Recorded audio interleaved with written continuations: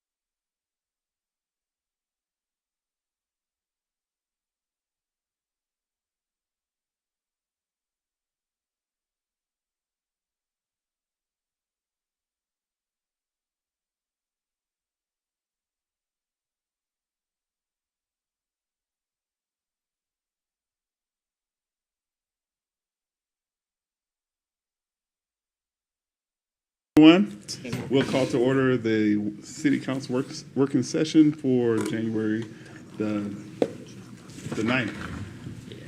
We'll go through our agenda for Thursday. Is Mr. Johnson, Councilman Johnson on? Sir, are you here? Yes, I am. All right, welcome, sir. Good to hear your voice. So on Thursday, we'll have the roll call, Mr. Adams' invocation, Pledge of Allegiance, and the acceptance of agenda. City Manager report, sir. Yes, Mayor McCaw, members of the council. Thursday, there'll be a meeting with the Joint Powers Authority Board for CCOM in the morning, so I'll be able to tell you what's going on there at Thursday's meeting. And then David just gave me our sales tax report for November, and sales were pretty much flat for November. So we're up 3% for the year, which isn't a horrible number, but things definitely seem slow, and we'll see what the holiday numbers look like. But it looks like we probably will be ratcheting our sales tax forecast for next year's budget down a little bit in anticipation of next year's numbers. And that's all I have for now, but I'm sure I'll have a little bit more for Thursday. Excellent. Thank you, sir. We'll see to our new business, the Resolution 2024-001, the application to the Arizona Game and Fish Department for Archery Shooting Range Development Grant. Staff report, Ms. Wilson. Thank you very much, Mr. Mayor and members of council. I'm super excited to have the very first resolution for 2024. Never been number one before. This item is requesting the council support to apply for a grant that will help us to create an outdoor archery shooting range on our current city property located just north of the Domingo Paez Sports Complex. Shortly before the holidays, we were referred to the Arizona Game and Fish Department by Crockett Bros Archery, which is a local business, and also Matthew Erlmeyer, who is our current archery coach for the city's archery program, about the possibility of creating an archery shooting range for archers in our area. So that referral led to a meeting between them, city staff, and an actual representative from the Arizona Game and Fish Department who came down and toured our locations and found the location proposed as ideal to create a range in that area. They also encouraged us to consider applying for a grant in this round. The city's archery classes have been offered to the public for well over 20 years, and they're currently held on Roberts Softball Field as schedules permits, which, as you know, we've been getting a lot busier with our tournaments and games. There's currently no location dedicated to this sport, and creating a space would help to remove the activity from its current location and provide a space for archery enthusiasts to use for classes, practices, and tournaments.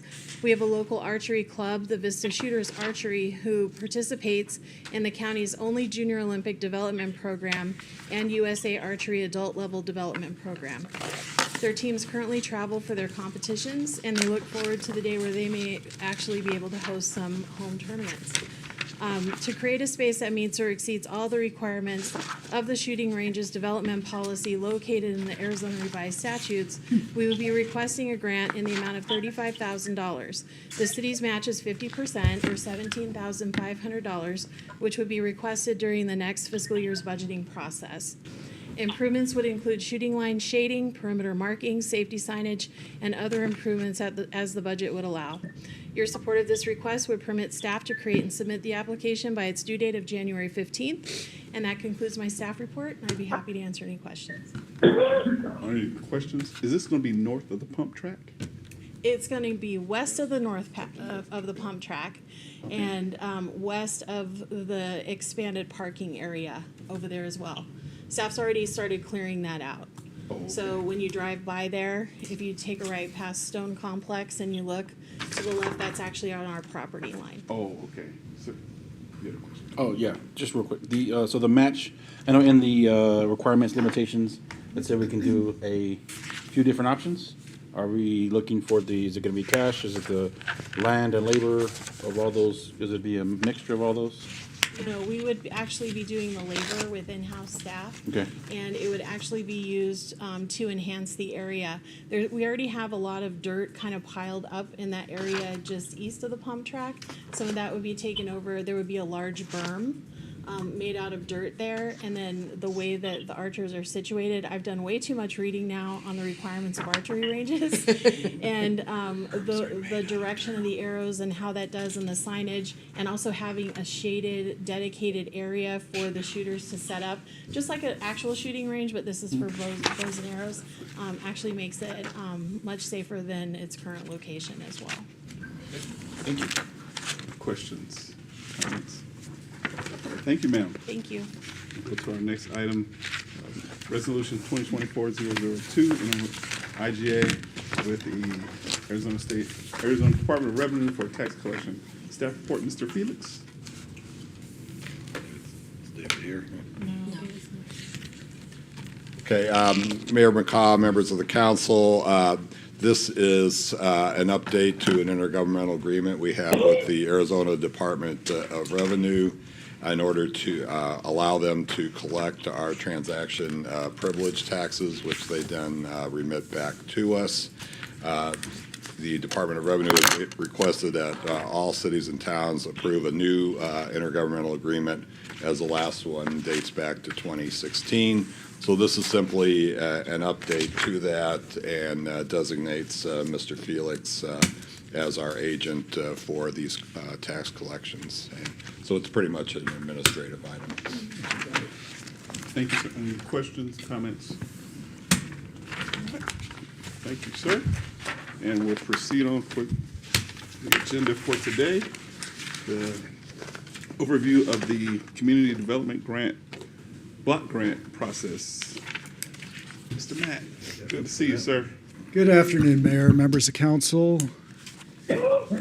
Nice jacket. Wake up the computer. Right? That's what I It is told a him. nice jacket. He always do good. A Christmas gift? He's like GQ of the directors. Okay, so I just have a brief presentation that goes over the CDBG consolidated planning process. I understand that these type of presentations have been somewhat of an ongoing ritual, and that you're already up to speed on a lot of the information I'm about to present. But I think it's good from time to time just to kind of review what we do and how we do it. Looking at the schedule, the flow chart follows our citizen participation plan that was adopted with the first consolidated plan back in 2014 when we became an entitlement community. Later this month, we'll be issuing a notice of funding availability. We'll push out the application form to the public and in the nonprofit community using the email distribution list that we've developed over the years through our involvement in the Continuum of Care. We will review the applications that are submitted, and they'll be presented to you in March for tentative review and selection. Using your feedback and guidance, we'll then build our first-year annual action plan. That will be presented in April. There'll be a 30-day public comment period, and then we'll present the final draft in May, which will serve as our application to HUD. Okay, so the consolidated plan covers a 5-year time frame. It governs the use of federal housing and community development funds received through HUD. This document is used as a kind of a guiding strategy on how CDBG will be deployed in the community to meet your housing and community development goals. Think of it as your umbrella document. Each annual action plan each project and program in the annual action plans that are considered over the next 5 years need to hang on one of the goals that are established in the 5-year consolidated plan. What happened there? Okay.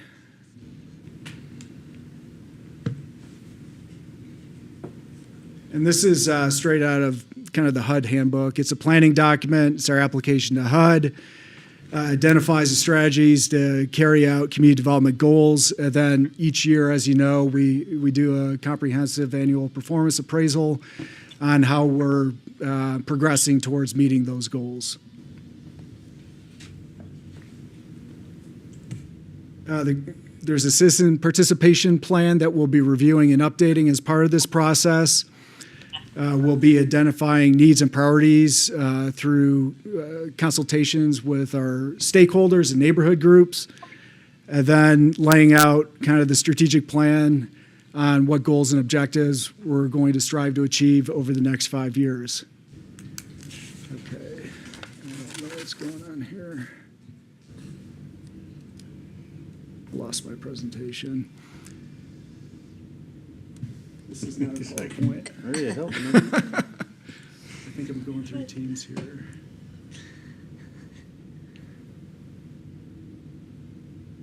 There it is. All right, I can. Thank you for your patience here. Okay, so as you know, the annual action plan describes how the funds will be allocated in each program year, and those projects are designed to implement the goals in the consolidated plan. And we're a recipient of community development block grant funds. On a historical basis, we've averaged about $250,000 per year. The funding that's appropriated to the community is based on population poverty levels. We usually get our appropriation announced sometime in the March timeframe. Until then, we use an estimate based on last year's funding amount. And that's what we'll advertise in the NOFA. Each project or program needs to connect with one of 3 national objectives. We lean mostly on activities benefiting low and moderate income persons, and that can be done on an area-wide basis or on a limited clientele basis. We've identified census tracts within the city that qualify as low mod, and I have a map graphic that will depict those on the next slide. On a clientele basis, each of our subrecipient contracts has a reporting requirement where the beneficiary needs to demonstrate that they are within the low mod income strata. Activities which aid in the prevention or elimination of slums or blight, that can be done on an area-wide basis or a spot basis. We've already gone through the process of designated a redevelopment area which fulfills this requirement. We can also, on a property-by-property basis, analyze its characteristics relative to the statutory requirements for slum and blight. Typically, these programs involve the acquisition of property, deteriorated property for redevelopment. It could be rehabilitation or demolition to cure the blighting influence on the surrounding neighborhood. We hope we'll never need the activities designed to meet an urgent need. Typically, those are connected with natural disasters, and frankly, the funding amount we receive would not help us much in that regard.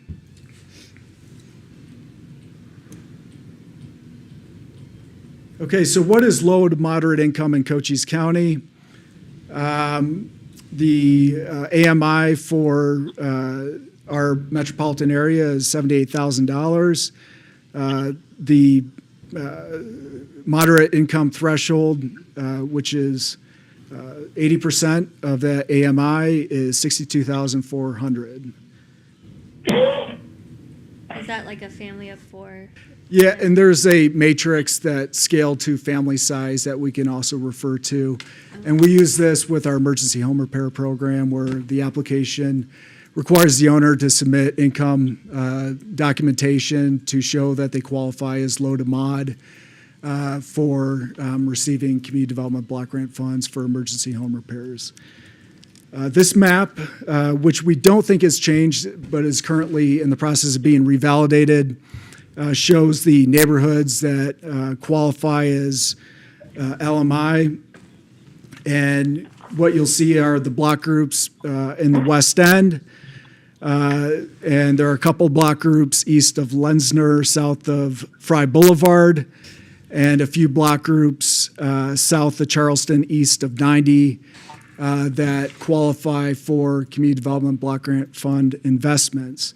Historically, our focus has been concentrated on public facility infrastructure improvements on the west end. However, as you recall, last year, funding was earmarked for installing fire hydrants within the Montebello neighborhood.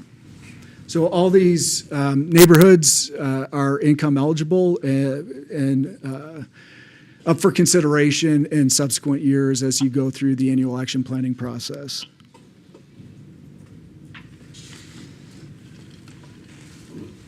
So as I mentioned, we're currently in the needs identification stage.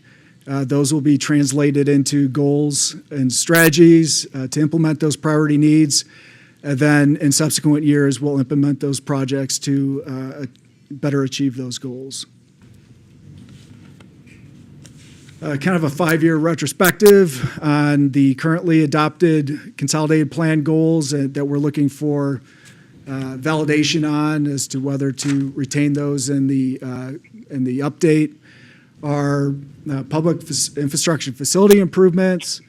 Those could be ADA improvements, improvements to parks, streets, curb gutter, sidewalk, street lighting, and projects that will create a more suitable living environment.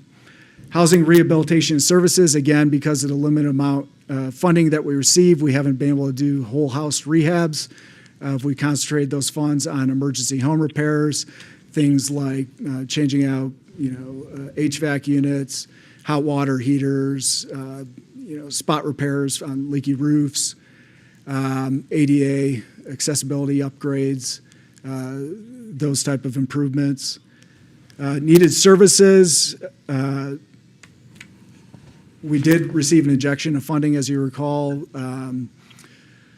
to help deal with the pandemic, about $500,000 that went to a variety of nonprofits for things like rental and utility payment assistance, hotel vouchers for homeless individuals, mental health counseling, employment services to help them get back up on their feet.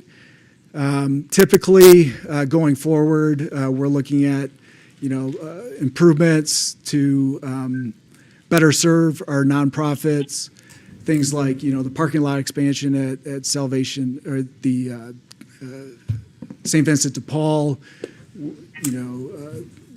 facility upgrades at our nonprofits. We can use the funding to augment services, so going beyond what's currently being provided by the nonprofits, and we see that with southeastern Arizona Legal Aid, where they're expanding the reach into Sierra Vista, ramping up public education on their free civil legal aid services to low-income residents. So that's available to continue. Neighborhood stabilization. We've primarily deployed our abatement funds to address that issue. We have used community development block grant funds in the past to demolish a home in the Montebello neighborhood that was deemed a public nuisance. We got a court order for that demolition. So we can move more aggressively into that realm using community development block grant funds.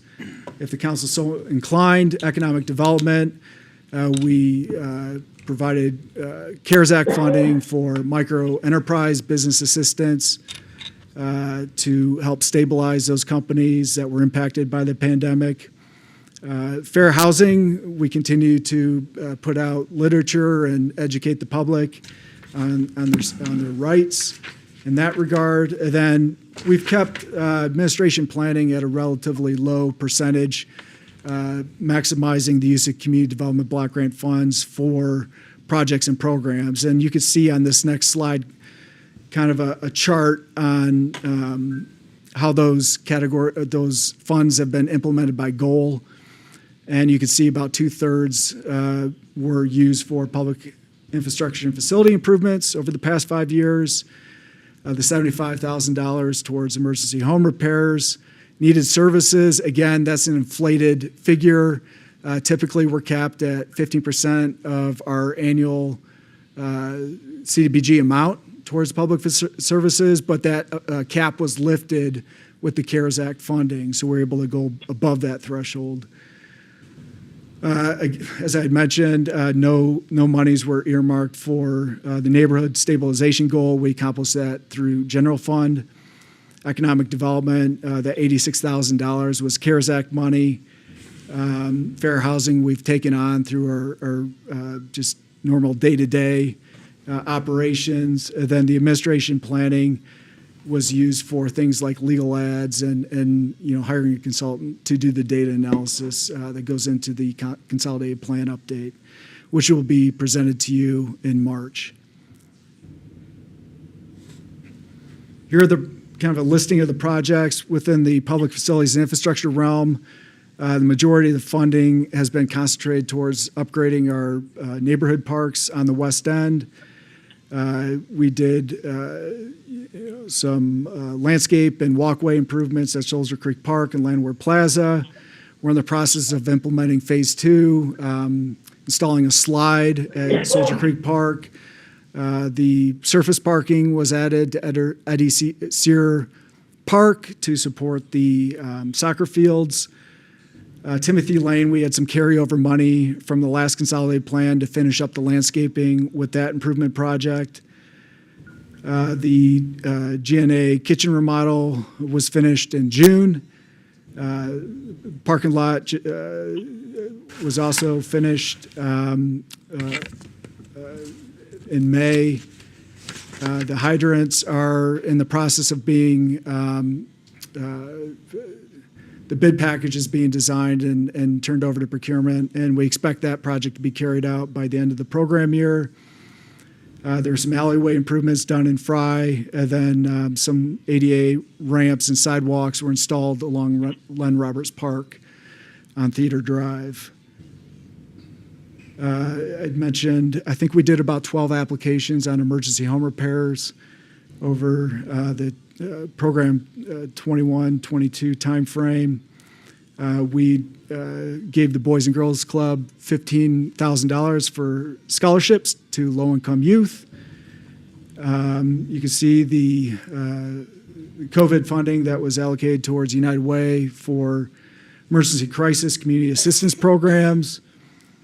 The Advocacy Center, Lori's Place, was awarded $15,750 in your last annual election plan, and the Southern Legal Aid $6,000, and those programs are ongoing.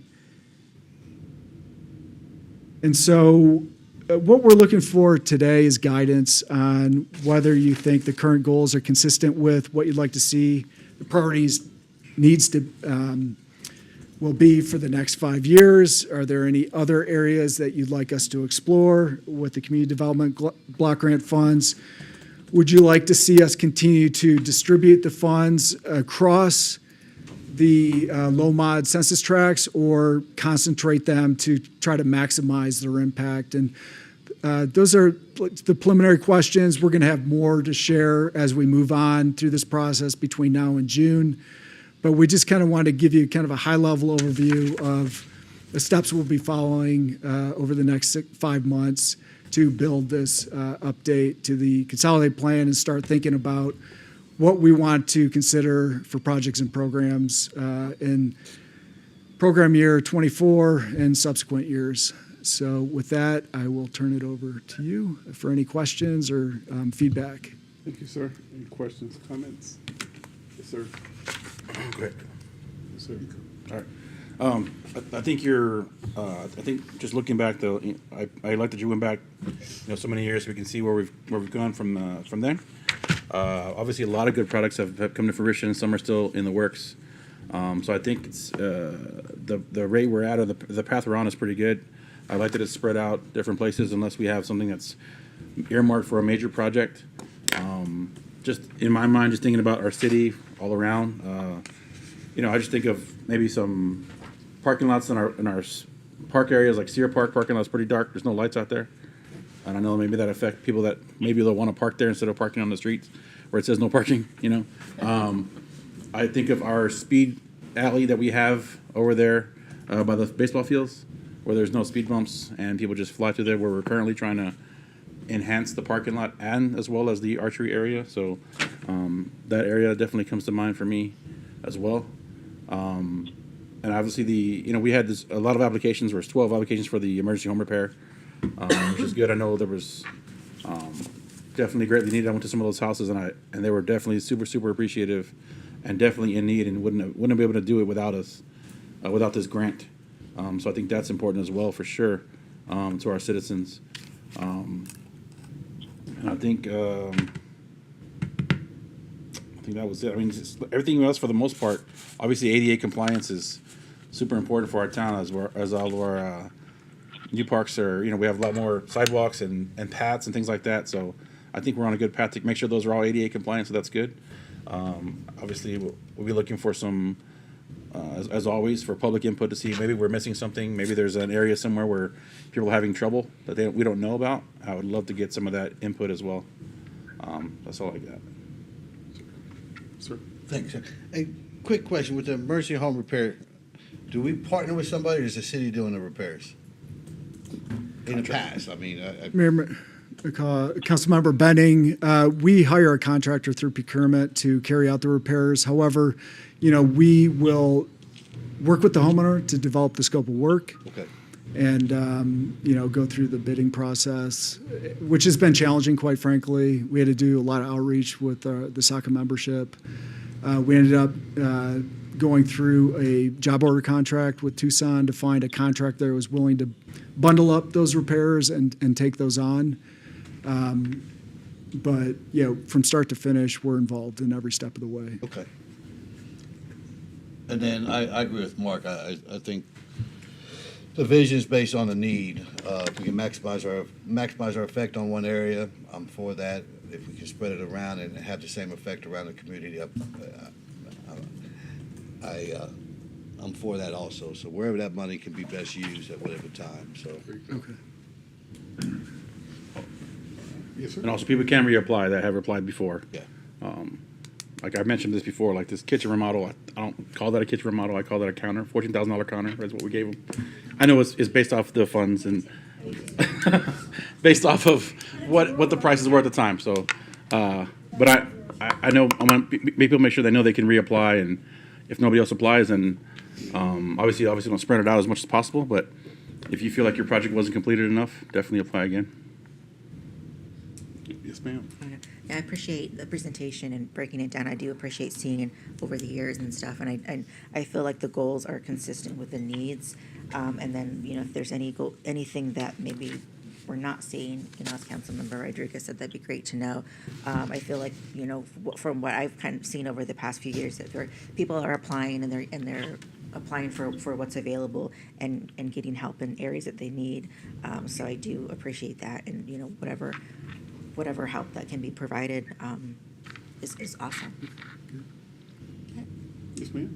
I agree with that. And when we are out of funding to help, specifically, I know there's a group, I think you met them too when they came to a SACA meeting, the Direct. There's some more to that title, but that's like their main, the main name is Direct. But I know they will go to homes and update and get them ADA compliant for people with disabilities that fit within that income bracket. And I'm just wondering if we ever reach out to those community partners that can help when we're not. Is that something that we do when we're out of money? Mayor McCaw, Mayor Pro Tem Humphrey, yes, we do. These goals will be implemented through a broad array of funding sources. Councilmember Rodriguez brought up ADA and street lighting along North Avenue, and I believe that's going to be addressed through FTA grant that we received for accessibility around transit stops. And so we'll probably be moving away CDBG funds on those type of projects and leaning on FTA to make those accessibility improvements going forward to the extent the funding continues to be available.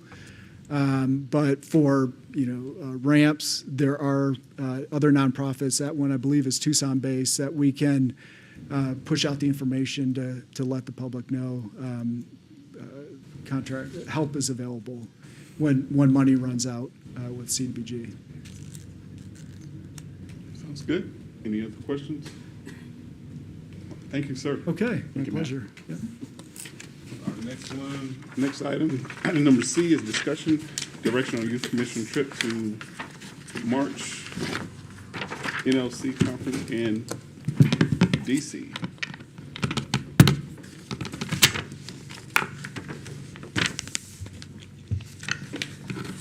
Mr. Mayor, I'll go ahead and get started. We have a request from the Youth Commission for 5 attendees to attend the National League of Cities Conference. Upon receiving that request, I had Ms. Wilson run out the costs associated with that. We don't currently have a policy to send commissioners on any commission to national conferences. So it's a bit out of our policy realm, and that's why we asked to put this on the agenda. So Ms. Wilson can go over the costs and that kind of thing, and I can talk a little bit about that. But obviously, if council desires to begin that again, we did that, somewhat in the past, a number of years ago. But the costs and other commissions wanting to do that caused the council at that time to limit it to state conferences. So I'll turn it over to Laura, and then we'll be interested in hearing your feedback. Thank you, Chuck. Mr. Mayor, members of council. After being asked to do this, I just kind of put all the costs together just like we would for any other trip. We use the GSA schedule, which is in line with our current policy. We have 1 male and 4 females, and so I did my best in figuring out how many rooms. I estimated 4 rooms. We did the standard per diem rates for 3 full days, and then I think it's 75%, the $59 for both travel days on both ends. The airfare is estimated, so that's subject to change. If we could do a little bit better on that, that would help some. But all in all, this is going to be about a $13,000-$14,000 trip as it stands right now. The numbers are the numbers. That's what they are. And I can answer any questions you have, but it's fairly straightforward on that end. So, and also, this is an unbudgeted expense, so we would probably be looking at the council travel budget then to support the funding for this. Is there any way that we can identify a delegate, not have all 5 go? Just one? We can. This is something that's, like we said, new.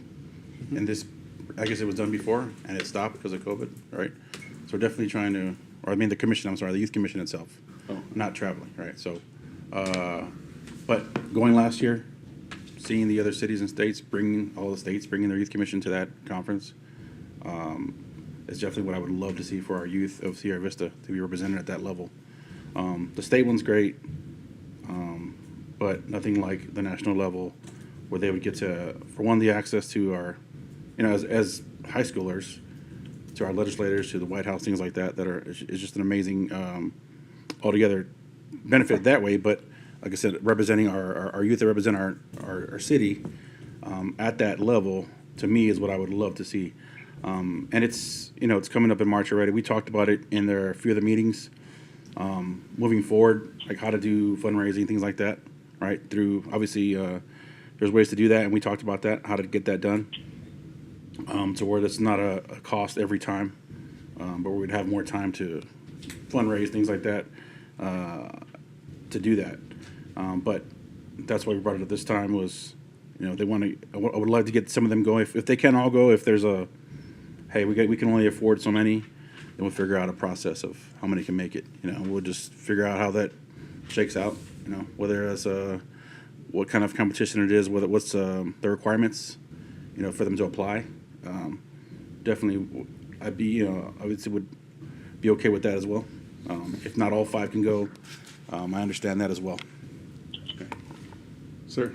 I'll be a negative person in the room. There's council members that don't go on League of Cities travel because whether we feel it's not the best use of taxpayer money, so then turning it around and sending youth on a trip for the same reason, I don't know how that'll fly with some council member. I guess we'd have to look at the purpose and what we're going to bring from it when we do this outside of the state level. And even then, there's council members now and there's council members in the past that didn't travel for that reason, to the League of Cities things, because we can do it online. I understand the experience and gaining the experience, but the limited number of people we can do, how do we choose? Do we choose who's on the commission, or in that case, it's every 5, it's all 5 commissioners. If I'm on a commission for 8 years, I'm the only one going for 8 years. And I'm just using that as an example. So for me, it had to be, here's the takeaway, here's what they're going to gain, and here's what they're going to bring back to the city more than anything, because I'll go back to there's council members don't travel for that same reason. We don't think there's a return on investment on going and spending taxpayers' money to that regard. So I'll just put that out there. And for clarification for the council, even if one youth go, there has to be a staff member or chaperone Yeah. that goes? Yes, sir. Okay. All right. Okay. Any other questions? Well, So, Yes, ma'am. so when for the lodging, are there, like, they're sharing rooms? Or is that for each? So there's, Mr. Mayor, Councilmember Mesmer, what I did was I estimated that 2 of the girls would double up. There would be another girl. There would be a chaperone. I haven't gotten that far as to if we want a chaperone in the room with a minor, or if there's another room. So I did for 2 girls, 1 girl, 1 boy chaperone. I think the chaperone would be one of the girls' mothers, so there could be, but the boy still makes it odd, but the room number, odd number because of the male by himself, but. Councilmember Rodriguez, that is correct, and something that we haven't shaken all the way out. So best case scenario, we'd be 1 room down. And the chaperone can't be the staff person? Can be a staff person. Oh, okay. It can be. And we had a little Say the discussion on same that as thing. well because of the use of our government purchasing cards. If someone who was not on the staff or a council member, if they could utilize our P-card system. So all of our staff are currently background and might be a better option to send staff. That was part of the discussion. Other questions? because Oh, Mr. Johnson, you have any He's on questions? Mr. Johnson? Yes. Well, I'm looking at this thing and I'm saying, what benefit is it to the city? It's all well and good to reward these kids for getting involved in the local youth commission, but sending them halfway across the country so they can meet a couple of senators or congressmen that they could be here, I don't see as the proper use of this money. I personally do not travel on the expense of the taxpayer. It's been one of my things since I ran for office. So I have to put a thumbs down on this, Mark. I wouldn't object if it was a state meeting, something that would be affordable to get to. But when we look at $650 estimated airfare, and I know that's subject to change, these are only estimates. But I'm saying, what are they going to bring back that the benefit will be to the youth of our city and also the city itself? That's all I have to say. Thank you, sir. All right. Any other questions? Yes, I can ma'am. comment as well. Well, I feel like it's not budgeted, and it seems kind of, I feel like there was an email that came out recently about where, if we wanted to go, we had to kind of hustle up and decide what we were gonna do, as council members. I feel like that is, quite a bit of an expense for this type of thing. And I do also question, what the benefit is for the city. I know that schools do various trips like this and do a lot of their own fundraising and stuff. And for kids in the band, I know that some of them, they can't really afford it, and so they spend a lot of their, like if they come in as freshmen, they work to try to save up money to go on the band trip for their senior year. So I know there's a lot of that the students do in the school system. I feel like if they were able to pay for their how to get there and stuff, I don't know. I feel like that's also brings a lot of liability on the city as well when we're dealing with minors and stuff and trips that kind of go that far. I don't know. I feel like I guess I'm a thumbs down right now. Yeah, I share those liability concerns, all those concerns, actually. Yeah, it's 14K is it's kind of hard to swallow sometimes. That's an archery range. Yeah. Yeah. Either way, my comment is, I don't care about what's it gonna do for us. That's not how I operate, right? It's what's it gonna do for the person, just like in the military. I dealt with the same kind of leadership. I was like, what's it gonna do for our unit? No, what's it gonna do for that person or overall a city? These young people that get to do this experience, to me, that's invaluable. And I'll make it happen either way. If the council doesn't support it, no problem. I will do fundraising on my own and make sure they get there, because that's how much I believe in these youth and our youth commission, and I want them to have this experience. If you don't support it, that's cool. I understand it. Vote with your heart. Well, it's not that I don't think that that these kids would benefit. It's that, we're stewards of the taxpayer money, and that's very hard to say, hey, go on this trip when, somehow maybe we could get obviously not the president, but, and they can't see Washington, but we should be able to get our representatives to come down and see our kids. I mean, I think that would be a better option for us. I mean, a lot of them live right here in Cochise County. So unfortunately, I'm gonna I would say no too, because I don't think that the taxpayers would say that thought that this was a good idea. But, I think if they fundraised and, maybe next year we could think about trying to budget it, but just to try to get them to go this year, I have to say no also. Sorry. Thank you for all of your non-support.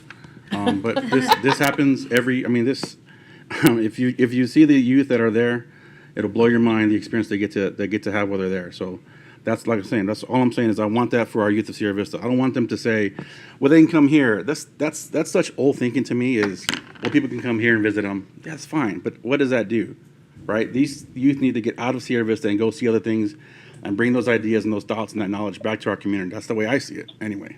Yeah, I think don't we see all it as, appreciate that.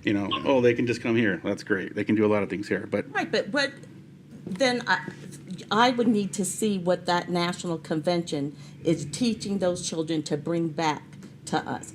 I mean, maybe that's something that you can ask the national things to say, hey, I need a video to present to us to see. there's already there's plenty of it out there. There's the one last year. There's the video available as well. NLC has all that stuff available about their youth stuff. I have a suggestion, and it's not, Mark, it's not that we ain't supporting the youth and we don't want youth to do something. I think kind of like Councilmember Mesmer said, it's as stewards of the taxpayer money, there has to be a return on something. Just arbitrarily spending money for something, we answer to the public. But in that same line, let's see how this works local. We haven't done this at our state level, and we want to jump right to national. We did. We took them to state already in the All of them? summertime. Yeah, Did they go this last time? they went in the summertime. Yeah. I don't know. I don't go. So, to me, it's just I agree with Councilwoman Mesmer. We got to put the city first and the city's money budget and where it goes first. But on fundraising, I'll raise funds with you. I mean, I'll support them anywhere I can, but I don't think I can support sending them all to DC with I'll ha- taxpayers' money. I will handle it then. Thank you all. Other questions? And I'll help fundraise as well. Other questions, comments? Go to our next agenda item is a permission of Good Neighbor Alliance by Ms. Mignon Hollis. Good afternoon, ma'am. Hi, good afternoon. Thank you so much. Thank you for taking the time. Thank you, Mr. Mayor, for taking time out of your afternoon to visit with us. It meant a lot to us at the shelter. And Councilman Benning, I know you've spent a night at the shelter before, so we really appreciate that. Yeah, we invited council, and we're extending that invitation again to spend time at the shelter when we have a bed available, which we never have anymore. Which is why we're here today. The shelter, I'm sure you're aware of, is a 23-bed shelter, and it's the only homeless shelter in Cochise County that services families. So we're always full. We're here today just to make you aware of the financial situation at the shelter. Councilman Rodriguez, I appreciate your comment about the counter that we got. The issue with the CDBG dollars is you have to have a project. And we don't need another project at the shelter. We need cold hard cash to keep the doors open. It costs $30 a day per person, per resident, and we refer to our guests as guests. To fund them. That comes out to roughly $240,000 a year. While we've received CARES Act money and the Community Development Block Grant funds, we have not received any money for operation from the City of Sierra Vista. And this isn't as much of an ask right now as it is an awareness. And again, that's why, Mr. Mayor, we're so grateful that you came and took a tour of the shelter and looked at our financial situation. Donations have been down in the last year, down 30%. We were, if those that know about the shelter, right before COVID, we were getting ready to shut our doors. COVID came along and there was CARES money. And quite frankly, what landed up happening is I called our state representatives and I called the governor's office and said, we're going to shut down because we can no longer stay in business and operate the shelter. And the state came in and really, so much thanks at the time to, at the time he was the Speaker of the House, Gowan, who really made sure that we got the money. And then, of course, during COVID, the shelters were asked to stay in place, and we received CARES Act funds, which kept us going. Now we're about out of money again. We're in the situation where through the state, at the end of June, we no longer will receive money through the state Department of Housing. So we're in the situation where we need funds, and we wanted to make you aware of the situation. We do have fundraising activities planned. That's fundraising activities, and of course we will do those, but we've got to get to the cold hard cash to keep the doors open. What happens oftentimes too in fundraising, people want to fund a project. And they'll call the shelter and they'll say, oh, do you need a new kitchen? Do you need new countertop? How about cabinets? We don't need any of those things. We need cold, hard cash to make payroll, to pay for the utilities, keep the lights on, have food. Our volunteers are amazing. They come into the shelter every night and they cook for us. We're grateful for them. We're grateful for the community to support. But we are here today to make you aware of the financial situation and the ask. And we will be asking the county for money as well. This is the only county where none of the cities pay into, from their budgets, into a shelter. In all the other counties in Arizona, the cities and the counties have a line item directly into the shelters. So we just wanted to make you aware of that. This is our shelter. It is not GNA shelter. It is the community shelter. It is the county shelter for families. And we would hate to see this go away. This is not by any means a threat. This is just, these are the way the numbers are flowing, is that we have to keep staff. We have to be able to keep the doors open. We had a day program, it was very successful, but the day program was through a grant. And so as soon as that grant ran out, we no longer have a day program. And it's an amazing program, right? I mean, it is amazing. If you've had the opportunity, Dr. DeLuca is here today. She ran that day program. And it was nice because you had people come in that taught our residents skills. It also kept them off the streets during the day. Oftentimes then you would see unhoused community members when it's cold, too hot, in front of buildings trying to get into the buildings. And again, we call the city quite a bit when we have a situation in our buildings for my day job. And so the day program was a place where people could go, and so we no longer have that day program. So again, we're here to answer any questions that you might have. We invite you to come take a tour. We would offer for you to stay the night again, but we don't have a bed available. So I guess I could sleep on the parking lot maybe, or in the office. We could open up the office. But the beds are taken every single night, and there's a waiting list. And it's heartbreaking. It's heartbreaking to see humans not have a place to sleep at night, not have food, not have their basic human needs met. And it's in the strategic plan for the city, and we're asking you to follow what's in your strategic plan. I'm happy to take any questions, comments, donations. Yes, ma'am. How many employees do you have? 15? What you have to remember is the shelter is run 24/7, 3 shifts a day, time and a half during the holidays and such. So we don't turn off our lights, and we don't go without staff. And there are no days off. There are no days off. And that's $240K a year for lights, everything. Yep. Shelter. On the shelter side. So this does not cover her salary or Brad's salary. This is just for pure shelter operations. How many beds? 23. And then they're separated too, you have a. Yes, No, it's right. configured based on who needs to come into the shelter that day.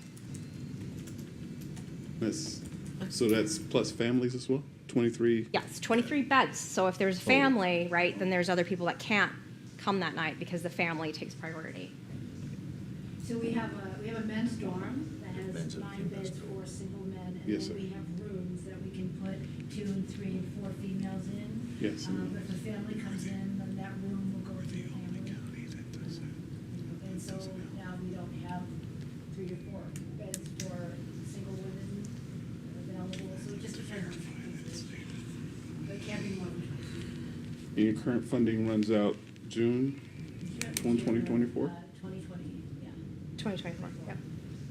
And it's very rare for us to get money for operations. It is very rare. We did a Hail Mary, please help us. We've got to find some money somewhere for operations. It's very, very rare. All of our programs cover the program staff. Right. So for the shower program, there's a excellent shower program, or any of the programs that are PATH program where where staff goes out into the field, those are covered. We're talking about our residents at night and during the day being there. Again, the governor's office, each time we've gone, they've been fantastic in getting us money. So this last time we did our biggest ask because we knew that the funds were running out, and we also know what the budget looks like. The first question that the governor's office asks us is, what does our city and county contribute? Yes, sir. What would be your ask? Our ask is to consider putting this into a line item. We'd like to have $240,000. We'd like to have a financial commitment so that we can keep our doors open and continue to operate our shelter. And then what would be, so partnering with the county, you would split that 240, try to, with the city and the county? Or Would what? love to, yes. Yes. But we're giving you what our numbers are and what we need to get to. And then y'all do have a pathway to housing, right? Ain't that Yes. just your third tier is Yep. getting them into a housing? Yep. Service? Okay. Yes. Just trying to get all kind of information for the people watching, the Yep. people listening, the people hearing. Yes, so. absolutely. And again, anybody that wants to come take a tour, come take a tour. You'll be impressed what happens. I'm sorry, you were in the middle No. of asking questions. I No, apologize. well, so my question is, so you said you're open 24 hours. So, I mean, are there guests there the whole time? Or since the program has closed? It is, we have just closed that down in December because that's when the money ran out. However, we did keep it open and pay for staff ourselves for the weekend so that, you Right. know, so folks don't have to worry about what to do during that one weekend time. So we pulled together some of the money for weekend staff. Right now, we were a 24/7 and we had the opportunity to pay for one shift of staff through that grant, for one 8-hour shift through that grant. But that's since it's gone. So we still have to pay for someone to answer the phones and so Oh, forth. okay. Okay. All right. But yes, no, the guests can't stay on campus during the day because we don't have the money for staff to To be pay. there. Okay, got it. All right, that's that. I know, it's was just- it's a little okay. confusing. We're Right. there because the phones have to get answered. Right. And on Monday, Wednesday, and Friday, we have our shower program, Right. our laundry program, where folks come in that are unhoused and unsheltered to do So the they're laundry. not- We have staff available they're not for that 24 hours. program during the day as well. Right, okay. All right, great. Always helping. It's very impressive. It's a Okay. very impressive operation. So right now, participants are staying just 8 hours at your facility? Overnight, yes. Just an overnight? 4 p.m., they come in at 4 p.m. and they leave at 7 a.m. Okay. On occasion, we've had someone that was ill, and we're not gonna Right. put them out in the streets in Right. 18-degree weather, so we just sort of Make it work. make it work. The staff has, those that know me know that I'm on several boards, commissions. This is where my heart is. This organization is where my heart is. The staff that work there are amazing humans. The work that they do is incredible. It's incredible, and they lead with compassion all the time under some of the most horrific conditions.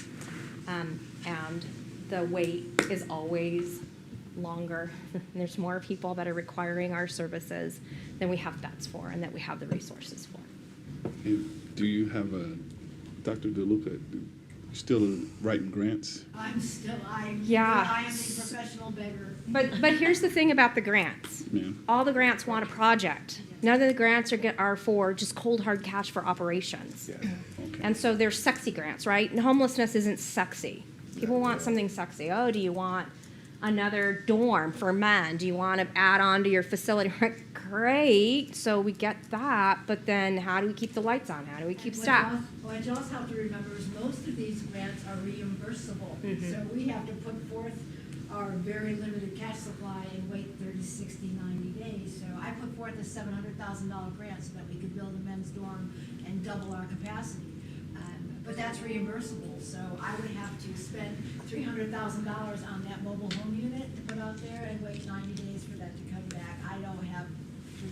We don't have $300,000 anywhere, so, but we wrote the grant anyway to go ahead and see if we can expand, and that allowed me to write in staff for that one men's dorm, but that doesn't take care of the other side. I'm not sure if anyone online will hear you, or even if you Sure. want to continue speaking. I just want to make sure they all hear you. And I'm sorry, you had some more questions. Well, I just had one more. So you said that that you also needed the money for food. Is that correct? Did I Yes. misunderstand you? Yes, Okay. it's for food, Right. hygiene, and Right. and general supplies. Everything. Yes, yes. Right. So, but my question is, so the, like our nonprofits here, like St. Vincent de Paul, the Yes. Salvation Army. Yes. I'm We all the partner, yes. Churches are helping, or Yes, but again, Not that enough. donations down 30%, donations are down 30%. okay. All right. Great. And we're making the rounds to all the churches, all the nonprofits again, and doing such. But still, this is at Right. the end of the day, this is the situation we are. People will donate food. People will donate clothing. We run into the issue with both of those space, so we can only take X amount. Correct. Pro Tem? Well, thank you. Thank you for what you're doing at Good Neighbor Alliance, both of you. I know I'm a big fan of Brad. He's It's amazing. He's amazing a hard worker, human. and he's there all the time. And when my family and I are there once a month cooking, and I know it's not just the community that's grateful for your services and what you're doing to help. It's the guest. We do it. He'll go over that whiteboard of their, chores to all clean up after dinner, and everyone's just so happy to do what they've been assigned to do because they're just grateful to be there. I know, so you said 30% decrease in donations. What was making up, where were you getting the rest of money for operations all these years? Was that, like, where's it not all coming these from? years, it's always been a struggle with the shelter. It's always been a struggle from the time they've opened their doors. It's always been a struggle. Like I said, we were going to shut down the doors, then COVID hit. At the same time, Senator Gowan stepped in and got us emergency funding to get us through for 6 months, which was amazing. And then COVID hit, and then we were mandated to stay open, right? Yeah. And so that's when CARES money came in to keep the shelter open. But prior to that, was it? It was always a struggle. It's always been a struggle. So with donations being down 30%, this is where we are now. So before it was through donation based. Oh, it was donations. And it was around 240 then. Okay. It's less because of inflation. Okay, yeah. Okay. I'm just trying to Yeah. gauge what's changed. What's really changed is the economy. What's really changed is there are more unhoused people now than there were before. What's changed is funding. What's changed is prices have gone up. Economics. So when do you meet with the county? We're setting that up right now as well. But again, even on those grants and even when we're going into other communities and asking for help, and I will tell you that a lot of the communities in Arizona have been super helpful. Friends and connections that we have throughout the state, if they're at other organizations, have during COVID have shipped down things like you've not believed, and they're from Phoenix, from Maryvale, from other homeless shelters. When we got on the phone and called them and said, this is our situation, they were driving down to bring us things. And so we're grateful for our community at large, but this is our community first. Go ahead, sir. So how many other beds are in the city? How many other organizations house anybody? Well, there's As an emergency shelter? Emergency shelter or overnight shelter or any kind of shelter? 0. It's the only one. Zero? There is there's a battered woman Right. shelter, But that's battered women, but this is the only one. Okay. It's the only shelter in the county that takes families. Bisbee has none. It does not take families. Take families. Town doesn't. And also, the shelter in Bisbee is, has a foundation and has strong money behind it. Oh, they have a benefactor. They have a benefactor, Yeah, exactly. benefactor. So they're good. They're good. you all don't have no benefactor. No. No, we're always looking for benefactors. We have had, and to be fair, there are several individuals in the community that in their wills, they have named the shelter. And so for many years, Mayor Pro Tem, to answer your question, there were 2 benefactors in the past Okay. that have passed and have left everything to the shelter. That does make more sense. Okay, thank you. All right. Any other questions, comments? No, I mean, you kind of answered it. I was going to ask the same thing as when the county meeting is obviously because this is our community. Obviously, we need to get together with the county and whatever partnership we can do with them to figure this out together, I think, is the best way to go. Being out there a few times, I know you said the grant thing, that, the pet area was one. I know that was a holder before. People have pets, but that's a grant, right, for the little pet area on the side. We were just awarded the grant to build a kennel so that we can now welcome folks that have Right. their animals into our shelter. And going to grandma's. And yeah, going to Grandma's grandma's helped us. helps us. But nobody really wants their animals. The other on side of town, the in Right. Hereford, right. They want to Especially in go that see them situation. physically. Yeah. And so the Legacy Foundation awarded us funding to build that shelter. Right. But again, those are projects. It's a project. And if we can't keep, right, if we can't keep the doors open in that, then what good is the project gonna do us? Okay. Any other questions, comments? No, Yes, we're- just stick around Yeah, thank you. afterwards. And thank you all. I know it's a tough story to hear. Again, if you haven't been, come visit, come spend an afternoon, come spend time. The guests are amazing humans. They have something to give back. I think for me as the president, the toughest thing is when I see people coming that are well-intended, and then they're not so well-intended to the guests. And it breaks my heart because it's by the grace of God that you're not there. It's by the grace of God that we all are where we are. And so the work that happens at the shelter is very important work. And so, again, thank you so much for your time. Thank you, ma'am. And I would like to spend a night, but I guess you only have it. bed, you were welcome to. Bring sleeping bags. Oh, I have ideas. I'll talk to you after this. Okay. And I'll do it in a minute, but I have an ask for us also, so I'll do it in a minute. Okay. For future discussions. Okay, so we go to item number E. Oh, anything else on Good Neighbor Alliance? Any questions, concerns, comments? All right, so we move to item number E, report on recent trips, meetings, and future meetings. Yes, sir, ma'am. Okay, so tomorrow is our Arts and Humanity Culture Diversity Commission at 4:30 at the Oscar Roon Community Center.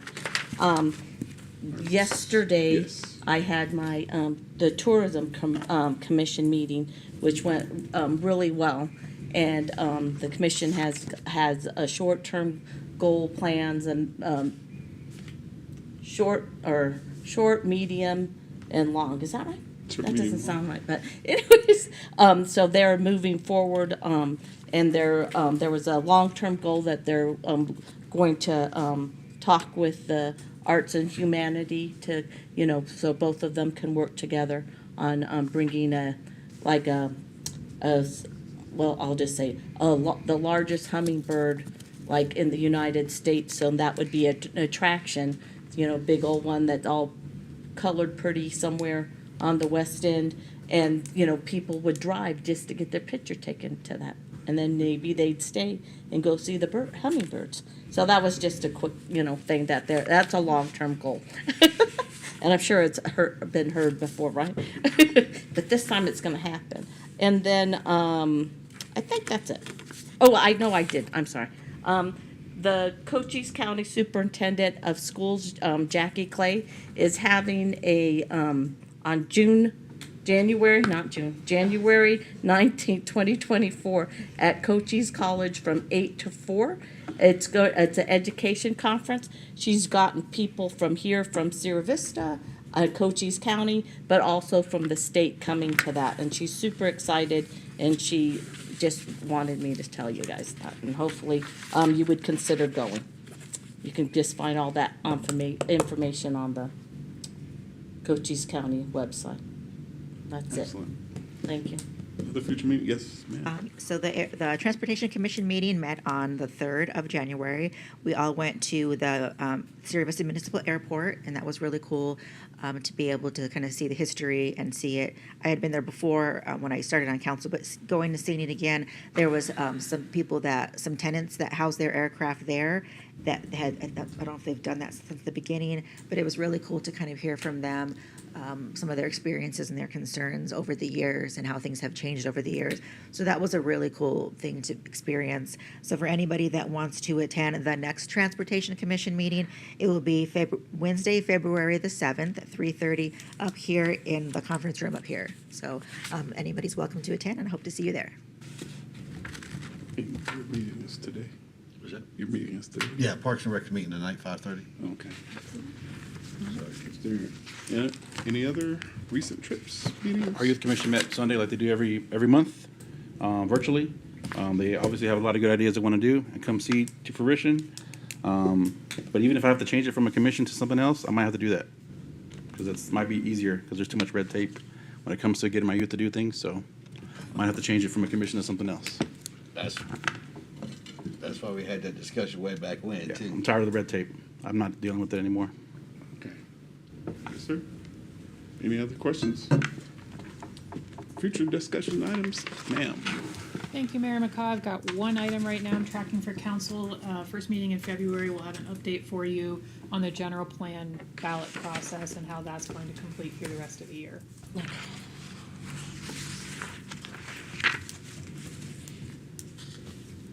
right. Thank you, ma'am. Any other discussion items, council requests? Did you have something? I'm gonna wait. I wanna talk to him first. All right. All right. With that, we are adjourned. Thank